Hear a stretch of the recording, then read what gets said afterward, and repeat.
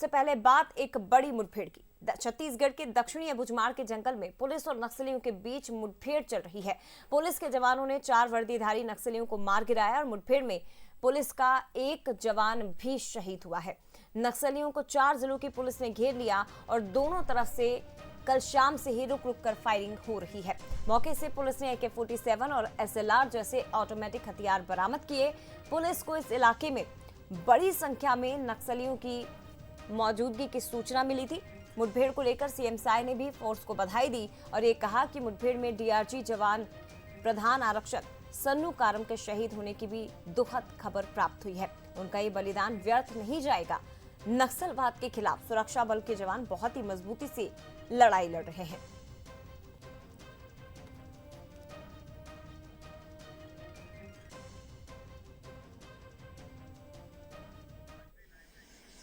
पिछले 1 साल से मजबूती के साथ नक्सलवाद के खिलाफ में हमारे सुरक्षा बल के जवान लड़ रहे हैं और अभी भी जारी है। नारायणपुर क्षेत्र में वहां पर एक हमारा जवान भी शहीद हुआ है और हम सुरक्षा बलों के साहस को नमन करते हैं और निश्चित रूप से सफलता हम लोग को मिलेगी। अब इनका अंतिम समय आ रहा है। नारायणपुर और बस्तर क्षेत्र में नक्सलियों से मुठभेड़ हुई और दिन भर गोलीबारी चलती रही, जिसमें एक जवान हमारे शहीद हो गए हैं और 4 वर्दीधारी नक्सली मारे गए। AK-47 और SLR आदि हथियार भी बरामद हुए हैं। बड़ी कामयाबी जवानों को मिली है, परंतु हमारे एक जवान शहीद हुए हैं, इस बात का बड़ा दुख है। परिवार को ईश्वर संबल प्रदान करें। जिस गति से इस विषय में उन्हें सफलता मिल रही है उसको देखकर तो विश्वास नहीं होता है। अभी भी 3-4 नक्सलियों के मारे जाने की जो खबर आई है और एक उसमें हमारा पुलिस का जवान भी हताहत हुआ है। नारायणपुर में जो घटना आई है सामने, जवानों को इस सफलता के लिए तो उनको बधाई देता हूं, लेकिन अभी भी सरकार की जो दृढ़ इच्छा शक्ति है वो कहीं दिखाई नहीं देता है कि जितने बड़े पैमाने पर इस विषय में अभी तक सफलता मिलनी चाहिए। और ज्यादा बातचीत के लिए सीधे रुक करते हैं हमारे साथ रजत वाजपेयी इस वक्त लाइव जुड़े हुए हैं। रजत, क्या कुछ अपडेट मुठभेड़ से जुड़ा हुआ?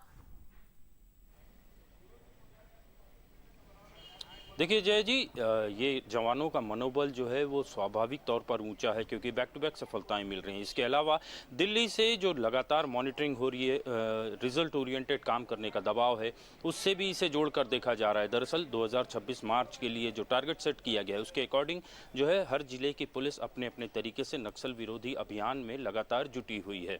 एयरफोर्स का लगातार बैकअप मिल रहा है और आज भी अबूझमाड़ जैसे घने जंगल में MI-17 लेके एयरफोर्स के जो कैप्टन है वो रवाना हुए। न केवल उन्होंने वहाँ चॉपर उतारा बल्कि घायलों को रेस्क्यू किया। इसके अलावा जो शहीद जवान है उसकी डेड बॉडी निकाली गई। जल्द से जल्द घायलों को उपचार मिल सके इस दिशा में लगातार प्रयास हो रहे हैं। कुल मिलाकर अगर कहें तो ये समन्वित प्रयास जो है ये इस तरीके के एंटी नक्सल ऑपरेशंस को सफल बनाने में, उन्हें और आगे बढ़ाने में सहायक साबित होते हैं।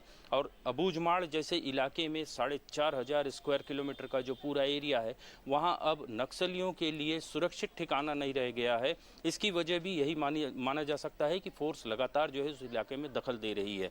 फोर्स का दखल बढ़ने की वजह से ग्रामीणों में भी एक विश्वास बढ़ा है, लोकतांत्रिक व्यवस्था में उनकी आस्था बढ़ी है और यही वजह है कि फोर्स तक सूचनाएं पहुंच रही हैं। आज की जो मुठभेड़ है उसके बारे में भी स्पेसिफिक तौर पर यह कहा जा रहा है कि सूचना जो है काफ़ी पुख्ता थी और इसी आधार पर 4 जिले की एक जॉइंट पार्टी तैयार की गई थी जो जंगलों में पहुंची। कल शाम को 6 बजे से लेकर अभी तक मुठभेड़ की स्थिति बनी हुई है। लगातार जवान नक्सलियों का पीछा कर रहे हैं।